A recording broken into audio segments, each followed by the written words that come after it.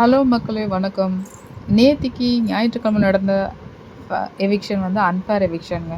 பிரவீன் சூப்பராக விளையாண்டுட்டு இருந்தாங்க. இண்டிவிஜுவல் பிளேயர் சூப்பராக விளையாண்டுட்ருக்காங்க. ஆனால் ஓட்டிங் கம்மி அப்படின்னு சொல்லிட்டு எவிக்ஷன் பண்ணியிருக்காங்க. ஸோ இது அன்ஃபேர் எவிக்ஷன் தான்.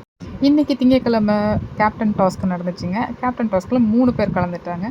சபரி, பாரு, அப்புறம் திவ்யா 3 பேர் கலந்துட்டாங்க. இதில் இந்த பாட்டில் ஸ்கோர் பண்ணுறதுல சபரி நல்லா ஸ்கோர் பண்ணாப்புல. சபரிக்கும் பாருக்கும் தள்ளுமுள்ளு நடந்துச்சு. இதில் நல்லா ப்ரொடெக்ட் பண்ணி சூப்பராக விளையாண்டது இது சபரி. பாருவுக்கு அதில் அடிபட்டுருச்சு. கண்ணில் தெரியாமல் தான் அடிபட்டுச்சு.